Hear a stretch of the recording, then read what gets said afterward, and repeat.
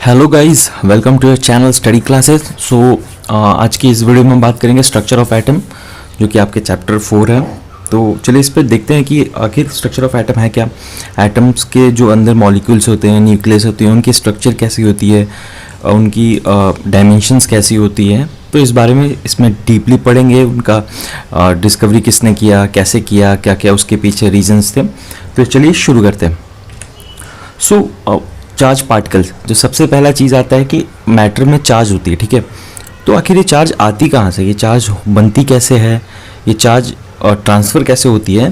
तो आप clearly you can see here happening two objects, they become electrically charged, okay. And where does this charge come from, यहाँ पे आप explanation जो देख सकते हैं कि जो दिया गया था बहुत सारे साइंटिस्ट के थ्रू कि एटम्स जो होते हैं वो टाइनी चार्ज पार्टिकल से बने होते हैं, बहुत छोटे छोटे टाइनी चार्ज पार्टिकल्स होते हैं, जो कि इलेक्ट्रॉन, प्रोटॉन, न्यूट्रॉन ऐसे हम जाने जाते हैं। तो ये चार्ज पार्टिकल ही मेन रीज़न होते हैं, ये इनका प्रेजेंस ही मेन रीज़न होता है कि पार्टिकल्स जो एटम होते हैं वो चार्ज हो जाते हैं, ठीक है। So in this chapter we will learn about those charged particles and their further explanation, okay. So let's move to next slide. Okay, so now there are 3 charged particles as of now, but later on when you go ahead, जैसे आप higher studies में जाओगे तो बहुत सारे charge particles हैं, but अभी हम सिर्फ 3 पे कंसंट्रेट करेंगे। फर्स्ट इज इलेक्ट्रॉन, प्रोटॉन और न्यूट्रॉन। तो यहाँ पे मैं आगे की स्लाइड्स में दिखाऊंगा आपको कैसे इनकी डिस्कवरी हुई, बट अभी के लिए आप ये क्विक आप यहाँ पे देख लीजिए। इलेक्ट्रॉन का डिस्कवर जे थॉमसन ने किया था। कौन से मेथड से? As a cathode ray method, year 1897 में। प्रोटॉन का अर्नेस्ट रदरफोर्ड ने किया था गोल्ड फॉइल मेथड के थ्रू। इन्होंने गोल्ड फॉइल के थ्रू रेस पास कराई थी, वो मैं भी कवर करूँगा उसमें। और जो न्यूट्रॉन था उसका डिस्कवरी हुआ था जेम्स चैडविक के थ्रू, पैराफिन वैक्स के थ्रू 1932 में, ओके। यहाँ पे आप इंपॉर्टेंट देख सकते हैं, the neutron was first theorized by Ernest Rutherford. Rutherford ने 1917 में ही थ्योरेटिकली ये बोल दिया था कि there was a particle known as neutron, but उन्होंने कभी प्रैक्टिकली इसको प्रूव नहीं किया, ओके। सो 1920 में उन्होंने बोल तो दिया था कि न्यूट्रॉन है एक पार्टिकल, बट प्रैक्टिकली प्रूव नहीं किया था। प्रैक्टिकली प्रूव किसने किया? सर जेम्स चैडविक ने, ओके। तो ये था identification of charge particles. Now first जो चार्ज पार्टिकल है वो हमारा इलेक्ट्रॉन है, ठीक है। तो यहाँ पे आप देख सकते हैं सर जे थॉमसन ने इलेक्ट्रॉन की डिस्कवरी की थी कैथोड रे के थ्रू। इस मेथड को कैथोड रे मेथड बोलते हैं। यहाँ पे उन्होंने क्या किया था कि एक डिस्चार्ज ट्यूब ली थी, ठीक है। यहाँ पे इन्होंने एक डिस्चार्ज ट्यूब ली थी, यहाँ पे इन्होंने रखा था आपका air at very low pressure, और यहाँ से कैथोड था, ये माइनस चार्ज कैथोड, और ये anode positive charge anode, okay. और यहाँ पे वैक्यूम था, सारी हवा निकाल ली गई थी, और यहाँ पे एक हाई वोल्टेज जनरेटर कनेक्टेड था, ओके। तो इन्होंने जब यहाँ से जब ये कनेक्ट किया तो हाई वोल्टेज नेगेटिव रेस जो है यहाँ से पॉजिटिव की तरफ चलना शुरू कर दे। यहाँ पे देख सकते हैं ये पॉजिटिव की तरफ जा रही हैं, ओके। सो इन्होंने इन रेस को बोला cathode rays, okay. And they travel towards negative terminal to positive terminal, okay. It means they deflect, अगर चार्ज है तो वो डिफ्लेक्ट हो रहा है नेगेटिव टू पॉजिटिव, ओके।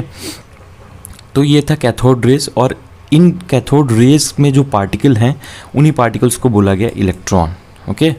जो कैथोड रेस बनी है, जो कैथोड रेस है वो बनी है किससे? इलेक्ट्रॉन से। यानी it means, what does it means कि इलेक्ट्रॉन आर नेगेटिवली चार्ज्ड। अब यहाँ पे देख सकते हो इसका ब्रीफ ये क्या था एक्सपेरिमेंट। तो एक्सपेरिमेंट मोर ओवर ये था कि he passed electricity at very high voltage and low pressure, okay. When the voltage is high and the pressure is 1 atm atmospheric pressure, no electricity could flow through the air. but जैसे ही उन्होंने pressure को reduce किया और voltage बढ़ाया तो उन्होंने देखा कि डिस्चार्ज ट्यूब में जो अपोजिट टू कैथोड है यानी एनोड है वो ग्रीनिश लाइट, जिसको हम फ्लोरोसेंस बोलते हैं, वो ऐसा हुआ। क्यों हुआ? इसका रीज़न था cathode ray, okay. And they consist of negatively charge particles known as electron. अब इलेक्ट्रॉन पे चार्ज कितना होता है? तो electron, the charge of an electron is 1.6021766634 into 10⁻⁻19 coulomb, and it is taken unit as a negative charge. Negative charge unit इसको बोला जाता है, 1 electron charge. 1 electron charge is equivalent to as a unit negative charge, okay. ये था electron का। अब same चीज़ हुआ proton के साथ। प्रोटॉन का भी देखना था कि कैसे होता है। तो प्रोटॉन में क्या हुआ कि डिस्चार्ज ट्यूब ओके थी। अब एनोड मतलब पॉजिटिव, बिकॉज प्रोटॉन पॉजिटिव है, तो एनोड से रेस ट्रैवल कर रही थी कैथोड की तरफ, मतलब नेगेटिव की तरफ, प्लस पॉजिटिव से नेगेटिव। तो इनको जो ये जो रेज हैं इनको बोला गया एनोड रेज, और इनमें जो पार्टिकल्स बने हैं उनको बोला गया प्रोटॉन। ओके, यहाँ पे देख सकते हैं कि he pass electricity at high voltage and low pressure in the presence of hydrogen gas taken and discharge tube. Okay, तो जो हेवी पार्टिकल्स थे वो एनोड से निकले और इन रेज को बोला गया anode rays. Okay, the particle present in anode rays is called proton and they are positively charged. The relative mass is proton is 1u। ये आपको याद रखने वाली चीज़ है कि जो प्रोटॉन का रिलेटिव मास होता है वो 1u होता है। ओके, सो नाउ नेक्स्ट चलते हैं। आप यहाँ पे देख सकते हैं कि जो भी इनके मासेज हैं, जैसे रिलेटिव मास प्रोटॉन का 1 होता है, न्यूट्रॉन का 1 होता है, इलेक्ट्रॉन का 0.005 होता है। ओके, इसकी PDF आपको मेरे टेलीग्राम चैनल स्टडी क्लासेस पे मिल जाएगी, लिंक डिस्क्रिप्शन में, आप वहाँ से टेलीग्राम चैनल ज्वाइन कर सकते हैं। ओके, चार्ज क्या होता है? प्रोटॉन पे प्लस क्योंकि ये पॉजिटिव चार्ज होता है, इलेक्ट्रॉन पे -1 क्योंकि नेगेटिव होता है, और ये न्यूट्रल होता है, न्यूट्रॉन पे कोई चार्ज नहीं होता। और इस पे चार्ज आप ये रिलेटिव चार्ज था और ये ओरिजिनल चार्ज इस पे देख सकते हैं 1.6 पॉजिटिव में होता है, सेम चार्ज 1.6 × 10⁻⁹ निगेटिव में होता है, किसमें? इलेक्ट्रॉन में, और ये मास है। आप यहाँ पे इसको नोट डाउन कर सकते हैं for your exam purpose. Okay, अब क्या था कि चलो ये तो हो गया कि इलेक्ट्रॉन, प्रोटॉन, न्यूट्रॉन होते हैं, ये सबको पता चल गया। अब आए कि ये एटम्स के अंदर अरेंज कैसे होते हैं, मतलब इन कैसे बैठते हैं। जैसे हम घर में रहते हैं तो उस घर में हम रहते कैसे हैं, ये सबसे बड़ा सवाल था, कैसे बैठते हैं, कैसे कहाँ जाते हैं। तो इसके लिए बहुत सारे मॉडल्स हैं। तो सबसे पहला जो मॉडल था एटॉमिक मॉडल, वो थॉमसन का था। थॉमसन ने क्या बोला कि एटम्स जो होते हैं वो एक तरह से वाटरमेलन में उसके सीड्स की तरह रहते हैं। जैसे वाटरमेलन आप यहाँ पे देख सकते हैं, आपको यहाँ पे दिखा रहा हूँ, ये जो वाटरमेलन है, यहाँ पे ये जो सीड्स हैं, इन्होंने बोला ये सीड्स ही इसके इलेक्ट्रॉन्स हैं, और ये जो रेड पार्टिकल है ये पॉजिटिव चार्ज है। ओके, यहाँ पे आप देख सकते हैं an atom consist of positively charge sphere and the electron are embedded into it, मतलब इलेक्ट्रॉन उसके अंदर होते हैं। The negative charge and positive charge are equal in magnitude, so the atom whole is in electrical neutral. जितना, अगर मान लीजिए 2 plus है तो 2 ही माइनस होगा, इसीलिए इन दोनों का कॉम्बिनेशन एटम को न्यूट्रल बनाता है, इलेक्ट्रिकली न्यूट्रल बनाता है। ठीक है, और इन्होंने बोला कि all the Thomson model explain that atoms are electrically neutral, इनका ये था कहना, बट इनमें बहुत सारी कमियां थी। तो कमियों को दूर करने के लिए रदरफोर्ड ने एक मॉडल बनाया। रदरफोर्ड ने क्या किया कि एक अल्फ़ा रेस को उन्होंने गोल्ड फॉइल के थ्रू पास कराया, और गोल्ड फॉइल में बहुत सारे ऐसे आप देख सकते हैं कि ये पार्टिकल्स थे, बहुत पतली शीट थी, तो इसमें से बहुत सारे रेज निकल गए, मतलब रिफ्लेक्ट होके वापस नहीं आए, और बहुत कुछ रेज रिफ्लेक्ट होके वापस आए। तो अकॉर्डिंग टू दैट, उस पर बेस्ड इन्होंने बोला कि स्कैटरिंग जो मॉडल था उस पर इन्होंने बोला कि इन्होंने क्या बोला कि आप यहाँ पे देख लीजिए कि most of the spaces inside the atom is empty, क्योंकि बहुत सारे अल्फ़ा पार्टिकल्स तो टकरा के वापस आए नहीं, निकल गए सीधे। फिर उन्होंने दूसरा क्या बोला, ये इनके मतलब इन्होंने ऐसा कंक्लूड किया बाद में, इनका जो मॉडल था वो ये है, आप यहाँ पे देख सकते हैं मॉडल, ये बस इनका कंक्लूजन था कि very few particles were deflected from their path, indicating that positive charge of the atom occupies very little space. It means कि निगेटिव चार्ज के कंपैरिजन पॉजिटिव चार्ज बहुत कम है। A very small fraction of alpha particles were deflected by 1800, indicating that all positive charges and masses of the gold atom were concentrated in a very small volume within the atom. उन्होंने ये बहुत बार experiment किया, फिर उस experiment पे based इन्होंने अपना model दिया। ये था रदरफोर्ड का न्यूक्लियर मॉडल। क्या है भाई मॉडल? तो मॉडल क्या है कि there is a positively charge center in an atom called the nucleus. पहली बार ये न्यूक्लियस वर्ड आया। इन्होंने बोला कि एटम में एक पॉजिटिवली चार्ज स्फीयर है, एक ऐसा पॉइंट है जिसको हम न्यूक्लियस बोलते हैं, और नियरली ऑल मास, एटम का जितना भी मास होता है वो न्यूक्लियस में ही होता है। रदरफोर्ड ने बोला कि एटम्स का जो भी मास होता है वो न्यूक्लियस में ही होता है। अब इलेक्ट्रॉन कहाँ होता है? तो electron revolves around the nucleus in a circular path. ये याद रखिएगा, इन्होंने बोला कि सर्कुलर पाथ में रिवॉल्व करता है इलेक्ट्रॉन, बट ये जो थ्योरी थी ये इनकी लिमिटेशन भी बनी, मतलब ये ड्रॉबैक था इनका। इन्होंने बोला अच्छा मैं आगे बताऊंगा आपको कि क्या बोला, ठीक है, कि इसमें क्या कमी थी इस लाइन में। सेकंड, थर्ड, इन्होंने क्या बोला कि the size of the nucleus is very small as compare to the size of the atom. Atom के साइज़ के कंपैरिजन में साइज़ ऑफ न्यूक्लियन बहुत छोटा है, ये तो हम भी जानते हैं। तो आप यहाँ पे देख सकते हैं कि जो इन्होंने सेकेंड लाइन बोली थी कि the electron revolves around the nucleus in circular path, वो एक तरह से ड्रॉबैक थी। ड्रॉबैक कैसे थी मैं आपको बताता हूँ। अगर कोई पार्टिकल ऐसे घूम रहा है, सर्कुलर में घूम रहा है, ठीक है, तो उसकी एनर्जी लॉस होगी। एनर्जी जब लॉस होगी तो उसका रेडियस कम होगा, वो उसका जो स्फेयर बना रहा है, वो जो यहाँ पे सर्कल बना रहा है, वो धीरे धीरे कम होती जाएगी बिकॉज उसकी घूमने में एनर्जी लॉस हो रही है, कहीं से उसको एनर्जी मिल नहीं रहा। तो धीरे धीरे इवेंचुअली एक ऐसा पीरियड आएगा जब वो एनर्जी लूज़ करते हुए न्यूक्लियस में जाके मिल जाएगा और एटम का तो अस्तित्व ही खत्म हो जाएगा, मतलब there will be no state of atom अगर ऐसा होने लगे तो। इन्होंने देखे ड्रॉबैक क्या था, the revolution of electron in a circular orbit is not expected to be stable. Why not stable? Because this revolving electron would lose energy and finally fall into the nucleus. If this were so, the atom should be highly unstable and hence matter would not exist. ये आप देख सकते हैं, ये electron है, ये ऐसे घूम रहा है और इसकी रेडियस कम होते जा रही है, और फाइनली ये न्यूक्लियस में मिल जाएगा। तो ये लिमिटेशन थे या फिर ड्रॉबैक आप बोलेंगे रदरफोर्ड मॉडल का। इस ड्रॉबैक को कवर करने के लिए और अपने कुछ पॉइंट्स ऐड करने के लिए और वेल स्टैब्लिश जो बोर्स साइंटिस्ट थे, नील्स बोर्स, और आगे चल के आपको बोर ब्यूरी बताऊंगा थ्योरी क्या है, ब्यूरी इनके स्टूडेंट थे।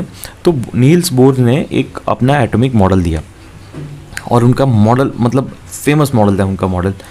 उन्होंने ऑलमोस्ट हर चीज़ कवर की।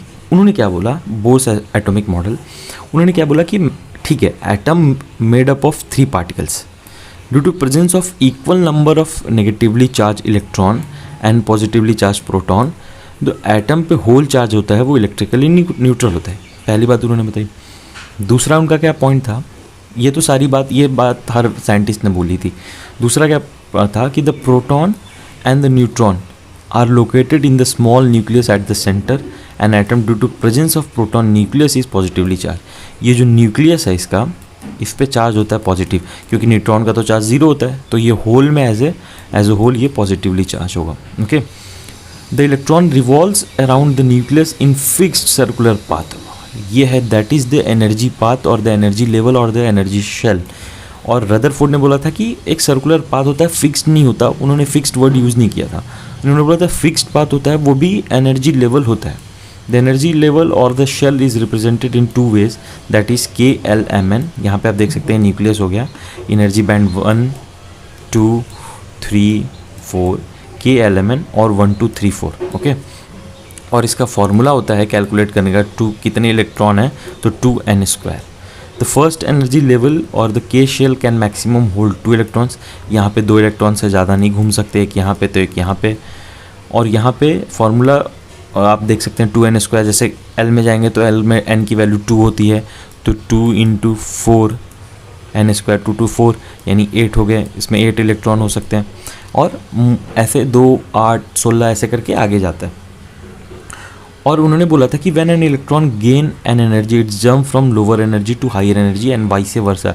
ये बहुत बड़ा इंपॉर्टेंट रूल था आज के सेमीकंडक्टर टेक्नोलॉजी में। इन्होंने क्या बोला कि जैसे ये 2 इलेक्ट्रॉन है यहाँ पे, ठीक है, यहाँ पे अगर इन दोनों इलेक्ट्रॉन को एनर्जी दी जाती है तो ये जंप करके इसमें पहुंच जाएंगे, और यहाँ वाला इलेक्ट्रॉन जंप करके आगे और यहाँ वाला जंप करके आगे फर्दर।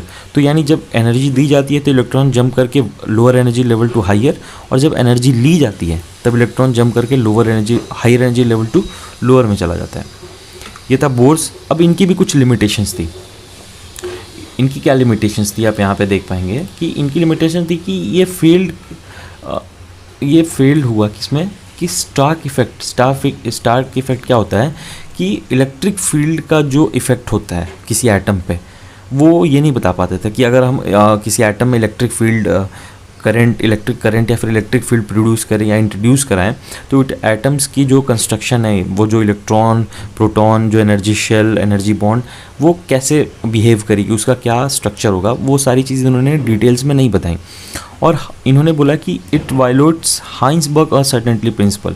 अब ये हाइंसबर्ग अनसर्टेनिटी प्रिंसिपल क्या था, तो हाइंसबर्ग ने बताया था कि आप किसी भी इलेक्ट्रॉन की सिर्फ एक ही चीज़ पता कर सकते हैं, या तो पोजीशन, या जो उसका पोजीशन है वो, या फिर उसका मास, यानी आप दो चीज़ उसका नहीं पता कर सकते एक साथ, बिकॉज अगर आप ये पता करने जाएंगे तो उसका पोजीशन आपको पता नहीं होगा, और अगर आप पोजीशन पता करने जाएंगे तो आप ये पता नहीं कर पाएंगे। तो ये, बट इन्होंने क्या बोला था कि फिक्स्ड ऑर्बिट में होता है और उसका ये लेवल होता है, ये मास होता है, बट फिक्स तो कुछ नहीं होता। बाद में पता चला कि फिक्स्ड कुछ नहीं है, ये हमारा सिर्फ ऐसा सोचना है कि यहाँ पे हो सकता है, कहीं पे भी हो सकता है, हमें पता नहीं है। जी फिजिक्स और ऑल दिस थिंग्स यार, ये सिर्फ पॉस्टुलेट्स हैं, और प्रैक्टिकली करके ठीक है, किसी ने प्रैक्टिकली किया तो वो बोलता है यहाँ पे है, किसी ने नहीं किया तो उसको प्रॉब्लम होती है कि यहाँ पे कैसे है, वो होना तो यहाँ चाहिए। बट हाइंसबर्ग और सर्टेनिटी प्रिंसिपल ने सारा क्लियर कर दिया था, जो भी इसमें बोर्स मॉडल में लिमिटेशंस थी। उसके बाद इसने क्या बोला कि it could not explain the spectra of term from large atoms. ये लार्ज एटम्स जैसे बहुत बड़े बड़े एटम्स होते हैं, तो उसमें स्पेक्ट्रा होता है कि एटम्स का ऑर्बिटल स्टेट क्या होगा, वो सारी चीज़ें ये बताने में असमर्थ हैं, मतलब इन्होंने नहीं बता पाई है। ओके, सो अब इनका डिस्ट्रीब्यूशन आप देख सकते हैं कि कैसे इलेक्ट्रॉन डिस्ट्रीब्यूट हुए थे। तो बोर्स ब्यूरी मैंने बताया था आपको, बोर्स ब्यूरी, तो ब्यूरी इनके स्टूडेंट थे। तो आप देख सकते हैं कि 2n² फार्मूला होता है, n की वैल्यू आप यहाँ पर देख सकते हैं, energy level according to energy level बढ़ती रहती है। फर्स्ट के शेल में 2, L शेल में 8 और M शेल में 32, 2, 8, 18, 32 ऐसे करके रखे जाते हैं। यहाँ पे देखिए कि जैसे 5 सेल हो गया, 1, 2, 3, 4, 5, मान लीजिए कि टोटल इलेक्ट्रॉन है ऐसे 30, तो यहाँ पे 2 रखे हमने, ठीक है, फिर 8 रखा, फिर 18 रखा, ठीक है, कितना हो गया 2, 8, 18 यानी 28, बचा कितना 2। तो हमेशा ये जो फोर्थ ऑर्बिट होगा या फिर लास्ट ऑर्बिट होगा उसमें 8 से ज़्यादा इलेक्ट्रॉन नहीं होंगे। क्यों? क्योंकि लॉ ऑफ ऑक्टेट तो हमने पढ़ा ही था कि every matter in the world tries to complete law of octet, यानी 8 से ज़्यादा नहीं होंगे, 8 से कम ही होंगे तभी एटम्स में रिएक्शन हो पाएगा, अदरवाइज रिएक्शन नहीं होता है। आप जानते ही हैं कि जिसमें 8 होते हैं उनमें रिएक्शन नहीं होता, और वो जो आप नोबल गैसेस जिन्हें बोलते हैं helium, neon, argon, krypton, xenon, radon. Okay, यहाँ पे देखिए कि electrons are not accommodated in a given shell unless the inner shell are filled. जब तक ये शेल फिल्ड नहीं होगा फुल्ली, यहाँ पे कोई इलेक्ट्रॉन नहीं आएगा। ये 8 की 8 होनी चाहिए, ऐसा नहीं होगा कि ये 7 है और ये 18 हो जाना, ये 8 होगा भले ये 17 हो, ठीक है। That is shell are filled in a step wise manner. Okay, अब यहाँ पे 2-3 चीज़ें हैं, 2-3 कंसेप्ट है छोटे छोटे, that is atomic number, mass number, उसके बाद आइसोटोप्स एंड आइसोबार्स। तो हम फटाफट इनको देख लेते हैं क्या है ये आइसोटोप्स और आइसोबार।